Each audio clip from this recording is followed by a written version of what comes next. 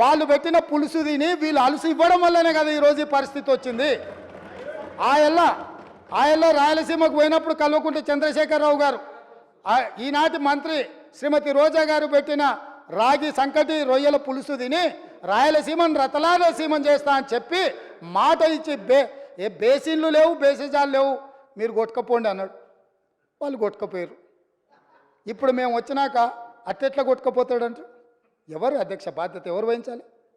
నీ కళ్ళ ముందే కదా ముచ్చుమర్రి చంద్రబాబు నాయుడు కట్టింది, నీ కళ్ళ ముందే కదా రాజశేఖర రెడ్డి పోతిరెడ్డి పాడును 44,000 క్యూసెక్లకు పెంచి తరలించకపోయింది, నీ కళ్ళ ముందలనే కదా నీ ఇంట్లో పంచపక్ష ప్రమాణాలు జగన్మోహన్ రెడ్డి గారికి పెట్టి జీవో నెంబర్ 203ను నీ ఇంట్లోనే పునాదులేసి రాయలసీమ లిఫ్ట్ ఇరిగేషన్కు ప్రగతి భవన్లో కేసీఆర్ గారి డైనింగ్ టేబుల్ మీద పునాది రాయబడ్డది. దానికి పునాది రాయేసింది మీరే కదా. 8 టీఎంసీలు పర్ డే తరలించకపోవడానికి అనుమతి ఇచ్చింది, టెండర్లు పిలిచింది, కాంట్రాక్టులు అప్పచెప్పింది, పనులు పూర్తి చేసింది మీరు అధికారంలో ఉన్నప్పుడే కదా అధ్యక్ష. మీరు మొత్తం కృష్ణానది జలాలు మహారాష్ట్ర కర్ణాటక దాటి మహబూబ్ నగర్ జిల్లాలో జూరాల నుంచి పాలమూరులో కలంపూర్లో ఎంటర్ అయి తుంగభద్ర నదిలో వచ్చే నీళ్లు, తుంగభద్ర నుంచి వచ్చిన సుంకేశ్లకు వచ్చిన నీళ్లు, సుంకేశ్ల నీళ్లు జూరాల నీళ్లు కలిసి ప్రయాణమై పాలమూరు జిల్లా నుంచి మొదలై రాయలసీమలకు పోయి నంద్యాల నుంచి తిరుక్కొని శ్రీశైలం ప్రాజెక్టు మీదకి వచ్చినప్పుడు శ్రీశైలం ప్రాజెక్టు కొంత తెలంగాణలో ఉంటే కొంత ఆంధ్రాలో ఉంది అధ్యక్ష. అంతకుముందు ప్రాజెక్టు లేవు. అంతకుముందు పోతిరెడ్డిపాడు 11,000 క్యూసెక్స్ ఉండే, అది 44,000 క్యూసెక్స్కి పెరిగింది. అంతకుముందు లేని రాయలసీమ లిఫ్ట్ ఇరిగేషన్ ఇవ్వాలా 8 టీఎంసీలు తరలించడానికి లిఫ్ట్ ఇరిగేషన్లు కట్టినరు. ముచ్చుమర్రి నుంచి అర టీఎంసీ కట్టిరు అధ్యక్ష. మొత్తం 12.5-13 టీఎంసీలు పర్ డే. ఒక్క నెల రోజులు మనం కళ్ళు మూసుకుంటే శ్రీశైలంలో బురద కూడా ఉండదు అధ్యక్ష. రాయలసీమ లిఫ్టు 797 ఎఫ్ఆర్ఎల్ దగ్గర కట్టిరు అధ్యక్ష. కుండ ఇట్లుంటే కుండకు సైడ్కు పొక్క పెట్టలే అధ్యక్ష, కింద పెట్టిండు. కింద వీళ్ళు పిలిచి పంచపక్ష ప్రమాణాలు వీళ్ళు పెట్టిండ్రు, జగన్మోహన్ రెడ్డి వీళ్ళ కింద బొక్క పెట్టిండు అధ్యక్ష. బొక్క పెట్టి మొత్తం తరలించకపోతుంటే మిన్నకుండా ఉన్న మీళ్ళు ఇవాళ నేను సూటిగా అడుగుతున్న హరీష్ రావుని మిత్రుణ్ణి, రాజకీయాలు పక్కన పెట్టండి, మీరు రాజకీయాలు పక్కన పెట్టండి, మీరు బాధ్యత కలిగిన మంత్రిగా చెప్పు.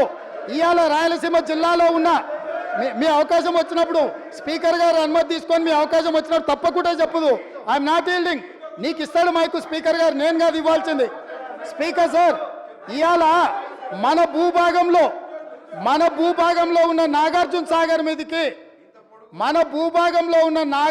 సాగర్ మీదికి తుపాకులతో జగన్మోహన్ రెడ్డి వచ్చి ఆక్రమించుకుంటే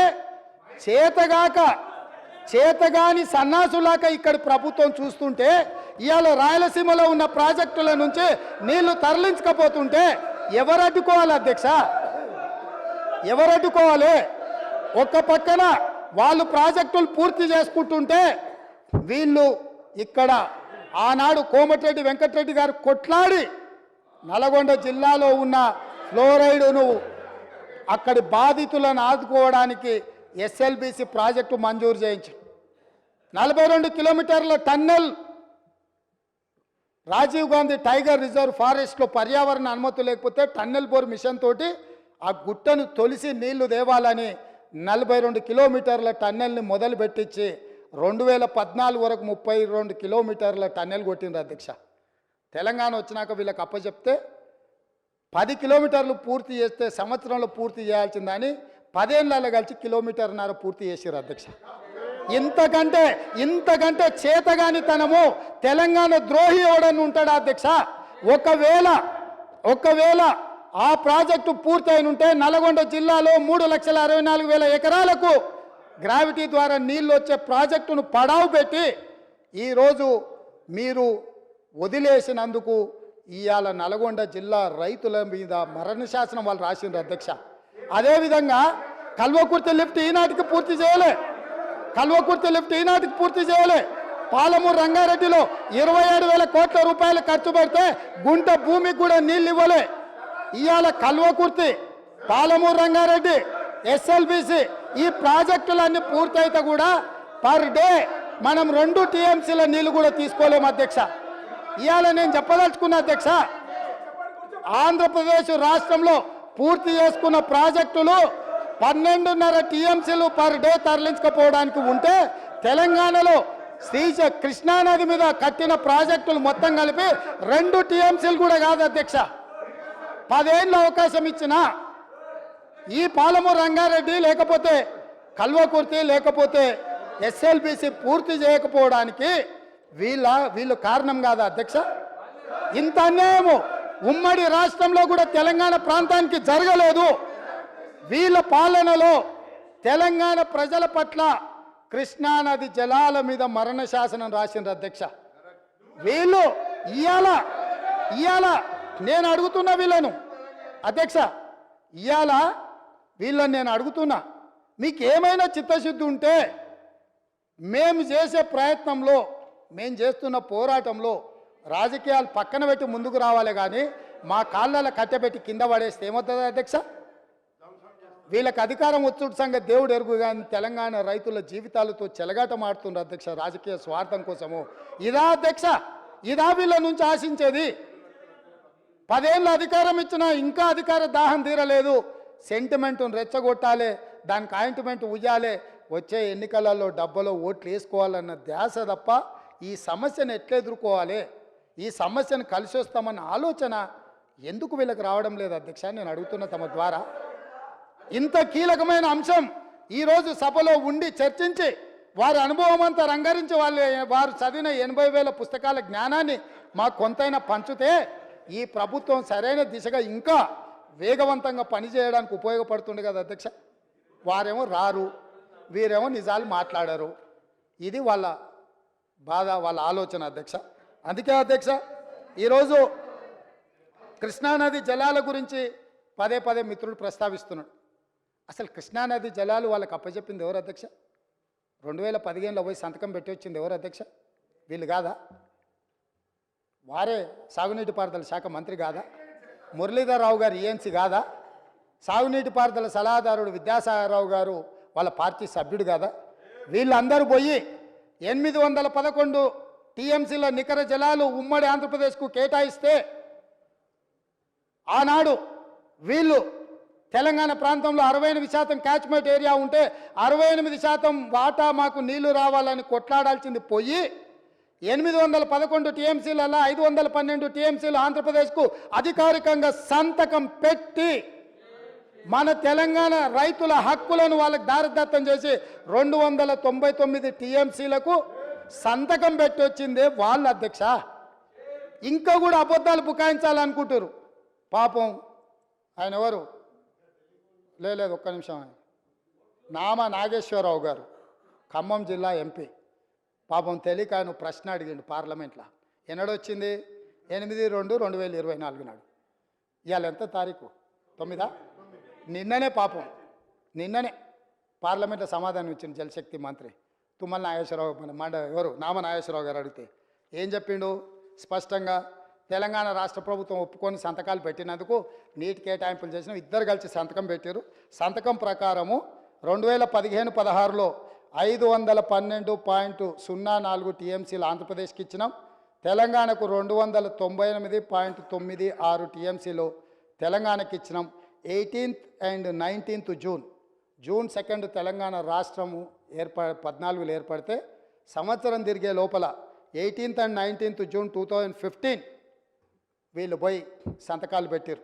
అదేవిధంగా 2000 మొదటి సంవత్సరం ఒకవేళ తెలిసి తెలవకనో అవగాహన ఉండి లేకనో అధికారంలోకి వచ్చిన ఆనందంలో ఏడ సంతకం పెడుతున్నామో చూసుకోకవేళ పెట్టిండ్రు అనుకుంటే సరే ఓసారి చూడనట్టు మనం ఏదన్నా అనుకోవచ్చు అధ్యక్ష.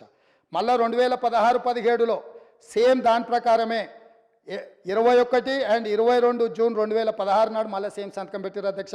2017-18లో మళ్ళీ 7th meeting of board held 4/11/2017. ఇట్లా 2023-24 వరకు కూడా సేమ్ సంతకాలు పెట్టిరుగో. ఇదే అధ్యక్ష నిన్న పార్లమెంట్లో కేంద్ర జలశక్తి మంత్రి సమాధానం ఇచ్చింది. ఇది నేను ఇంకెవరో కాదు, నామ నాగేశ్వరరావు గారు వాళ్ళ పార్లమెంటరీ పార్టీ నాయకుడు లోక్సభలో అడిగితే వారికే జవాబు ఇచ్చిండ్రు అధ్యక్ష.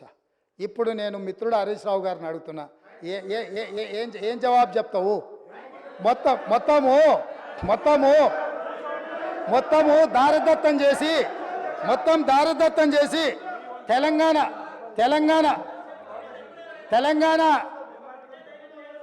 జల హక్కుల్ని సర్వం దారదత్తం చేసి సంతకాలు పెట్టి తెలంగాణ ప్రజల హక్కుల మీద మరణ శాసనం రాసిన మీరు ఇప్పటికైనా తప్పు తెలుసుకొని మేము చేస్తున్న ప్రయత్నంలో కలిసి వస్తారేమని మేము అనుకున్నాం. కానీ ఇంకా కూడా ఇదే విధానం చేస్తే ఈసారి అక్కడ కూడా ఉండరయ్యా.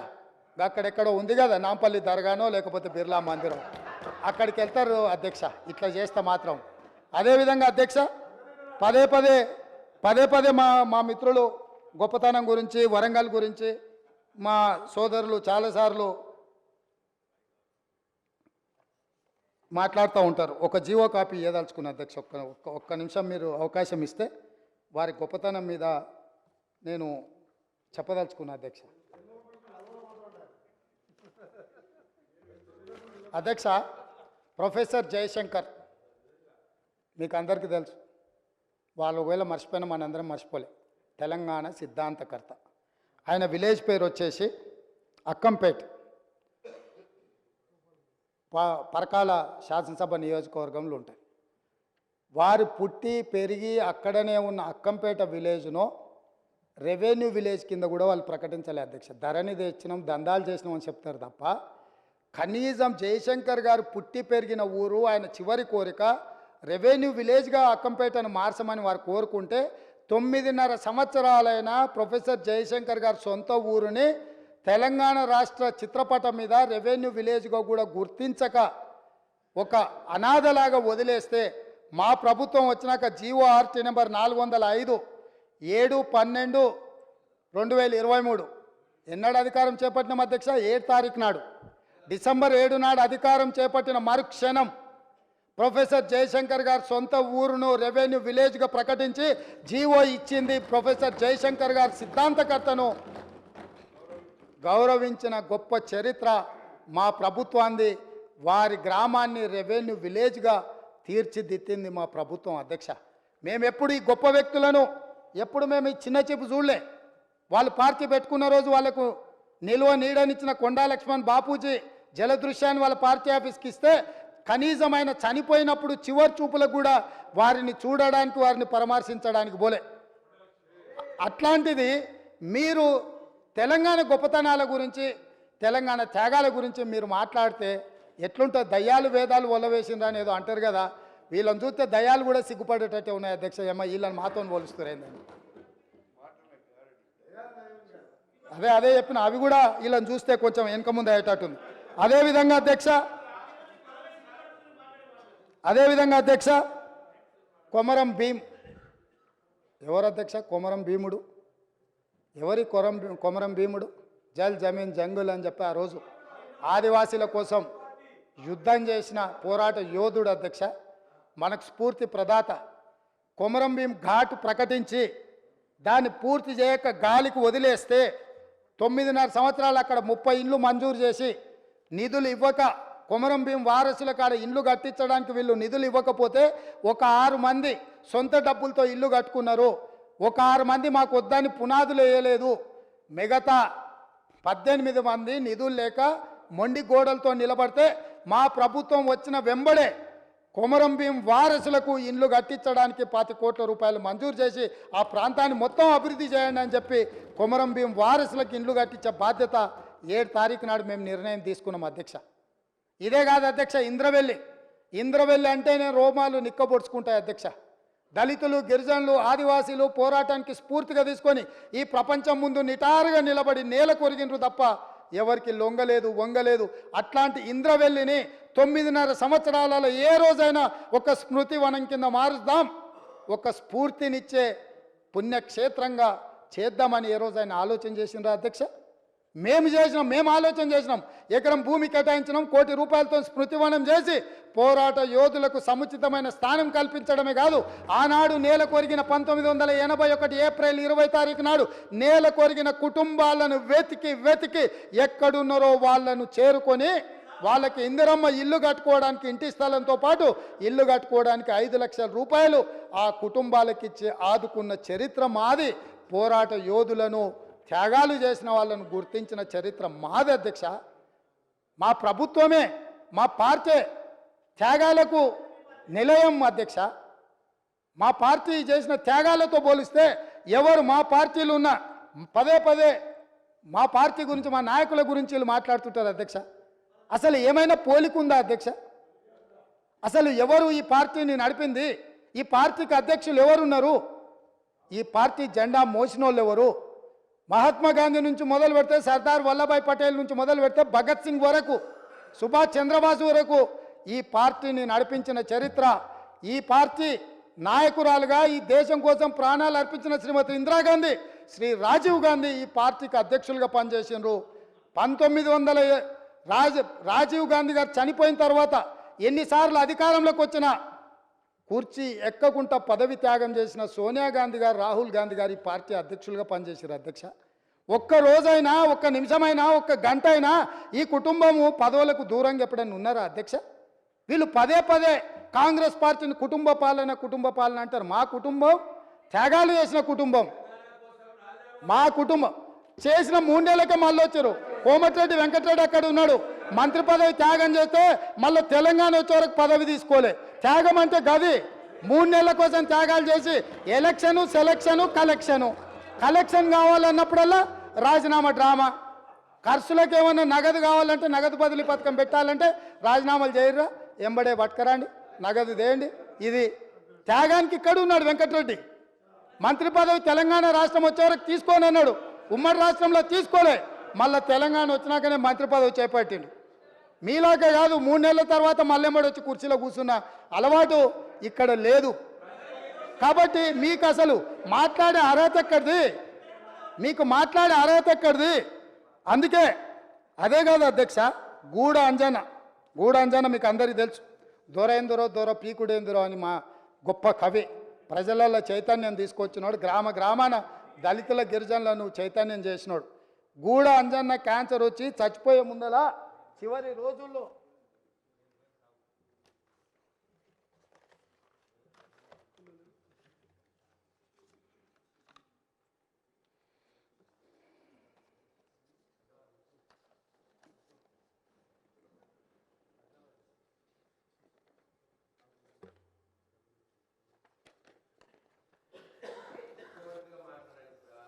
చూపించి మాట్లాడదామని నీకు, ఎందుకంటే ఆధారాలు ఉంటే కానీ నీకు ఆనదు కదా.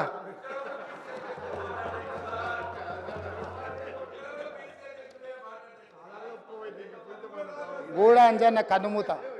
ఆయన చివరి కోరిక ఏంది అధ్యక్ష? పక్షవాతంతో బాధపడుతూ ఆసుపత్రిలో చికిత్స పొందుతున్న సమయంలో ముఖ్యమంత్రి కేసీఆర్ను చూడాలనే చివరి కోరికను అంజయ్య తన కుటుంబ సభ్యులకు తెలియజేశారు. మొదట అంజయ్యను పరామర్శించేందుకు కేసీఆర్ వస్తారని సీఎం కార్యాలయ సిబ్బంది చెప్పినా తర్వాత రాలేదని భార్య హేమమాలిని చెప్పారు. గూడ అంజన్న చివరి కోరిక ఒక్కసారి కేసీఆర్ను కలవాలి, పలకరించాలి అని. గూడ అంజన్నను పరామర్శించడానికి కూడా రాజసౌధంలో నుంచి వీళ్ళు బయటికి రాలేదు అధ్యక్ష. అంటే ఈ తెలంగాణ సమాజంలో కవులకు, కళాకారులకు వీళ్ళు ఇచ్చిన గౌరవము, మర్యాద, గూడ అంజన్న పరిస్థితే గిట్లుంటే తెలంగాణలో పరిస్థితులు ఎట్లున్నాయో మీరు ఒక్కసారి అర్థం చేసుకోండి అధ్యక్ష. నేను ఎందుకు చెప్తున్నా అంటే వాళ్ళలాగా మేము కాదు అధ్యక్ష. గద్దరన్న వినతి పత్రం ఇద్దామని ప్రగతి భవన్ ముందల పోయి ఎర్రటెండకు మిట్ట మధ్యాహ్నము 3 గంటలు అక్కడ నించుంట కూడా లోపలికి రానియలేదు అధ్యక్ష.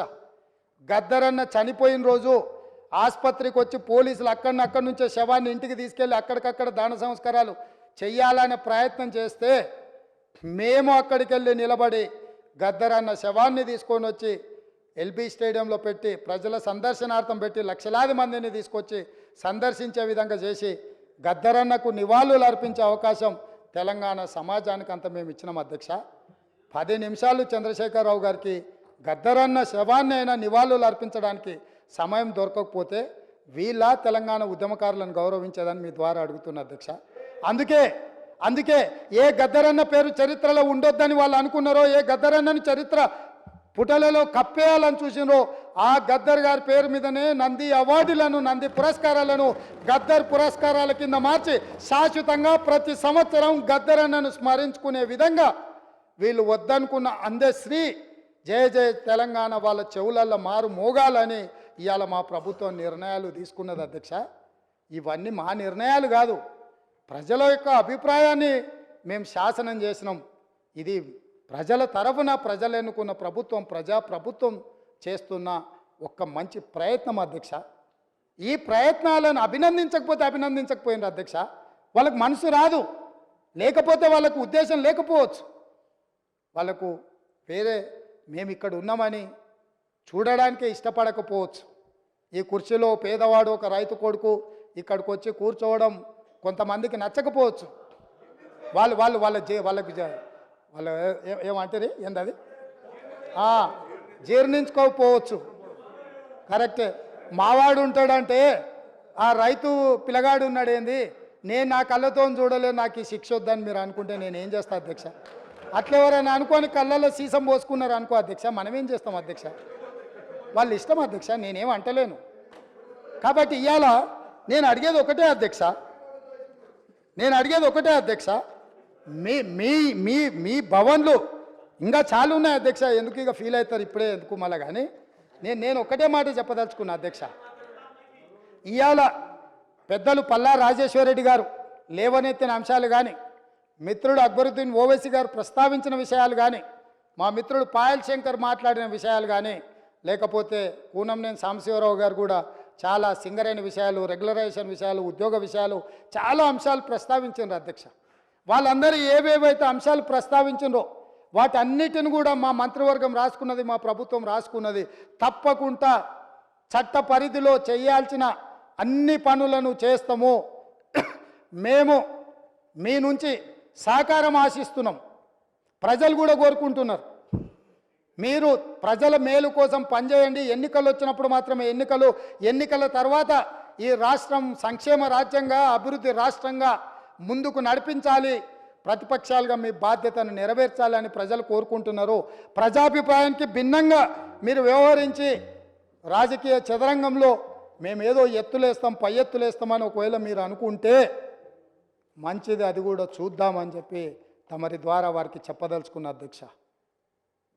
కింది నుంచి వ్యవసాయ కుటుంబం నుంచి నల్లమల అడవుల నుంచి మెట్టు ఎక్కుతూ ఇక్కడికి వచ్చినాం అధ్యక్ష. ఈడున్న వాళ్ళు ఎవరు ఉత్తగా రాలే. మేమెవరము ఆశామాసిగా మేనేజ్మెంట్ కోటా పేరునో, తండ్రి పేరో, తాత పేరో చెప్పుకొని ఉద్యమం ముసుగులోనో ఎవరో త్యాగాలు చేస్తే ఎవరో అనుభవించే విధానంలో రాలేదు అధ్యక్ష. జిల్లా పరిషత్ మెంబర్గా, ఎమ్మెల్సీగా, ఎమ్మెల్యేగా, ఎంపీగా, ఈరోజు ముఖ్యమంత్రిగా ఈ దేశంలో ఉన్న అన్ని చట్టసభలలో పనిచేసిన అనుభవంతో ఇక్కడ వచ్చి కూర్చున్నాం అధ్యక్ష. ప్రజల యొక్క అభిప్రాయాన్ని 60 రోజులు మొత్తం తీయండి అధ్యక్ష. ఏ ఒక్క రోజైనా, ఏ ఒక్క గంట అయినా ప్రజలకు అందుబాటులో లేకుండా మా ప్రభుత్వం ఉన్నదా?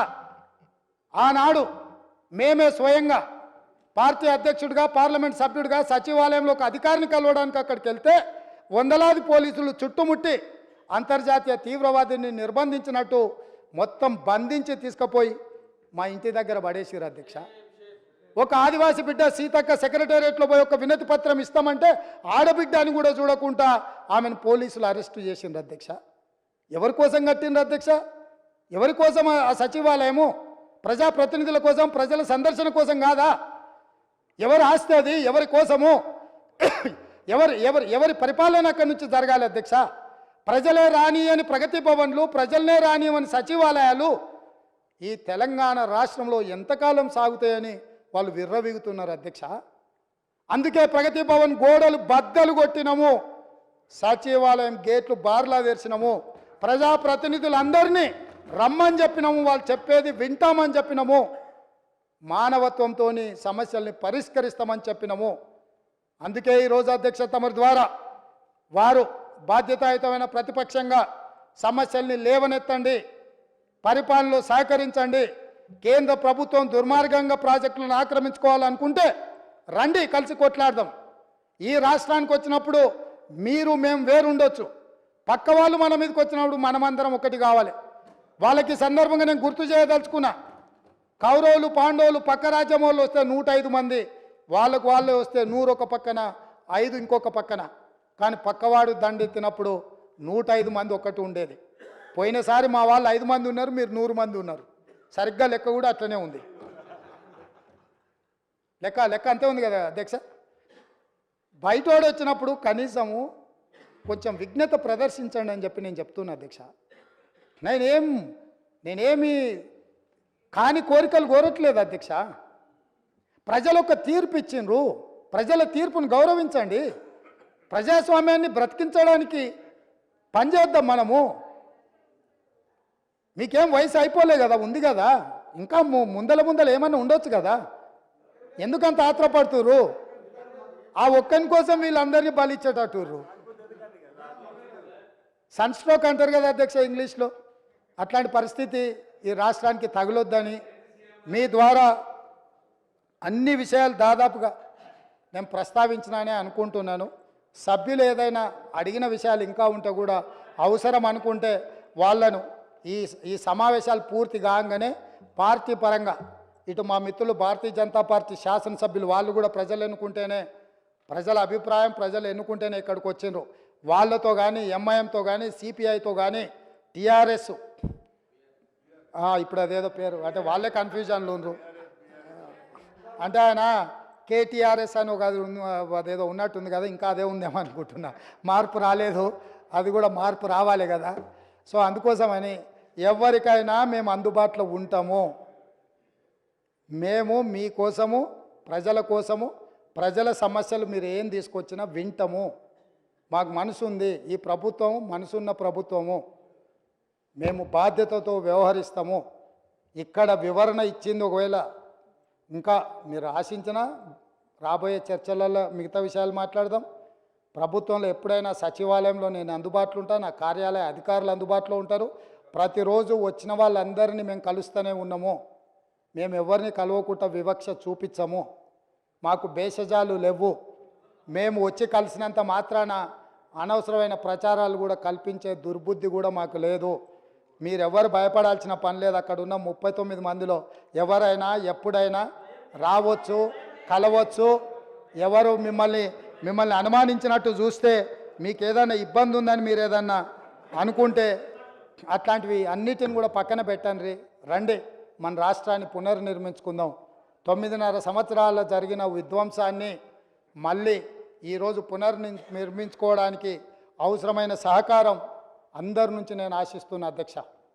ఒక రైతు బిడ్డగా చిన్న వయసులో నాకు ఈ గొప్ప అవకాశం వచ్చింది. ఎంతోమంది మేధావులు కావచ్చు, విఘ్నులు కావచ్చు, చాలామంది రాజకీయ దురంధరులు ఉండొచ్చు, వాళ్ళు ఎవరికి రాని అవకాశం ఈరోజు మా పార్టీ శ్రీమతి సోనియా గాంధీ గారు, మల్లికార్జున ఖర్గే గారు అవకాశం ఇచ్చారు. మా ఎమ్మెల్యేలు అందరూ కూడా అండగా నిలబడ్డారు. నేను అధ్యక్షుడిగా, అప్పుడప్పుడు ఇది ప్రజా తీర్పు కాదు పార్టీ తీర్పు అని, నేను అధ్యక్షుడిగా ప్రజల దగ్గరికి వెళ్ళిన అధ్యక్ష. నా అధ్యక్షతను ఎన్నికలు చేసినాం. మీ అధ్యక్షుడి పేరు మీద మీరు పోయినరు, మా పార్టీని నా అధ్యక్షతను ఎన్నికలు వెళ్ళమన్నారు. ప్రజలు తీర్పు ఇచ్చిండ్రు. ఇదేం ఆషామాషిగా ఇక్కడికి రాలేదు అధ్యక్ష.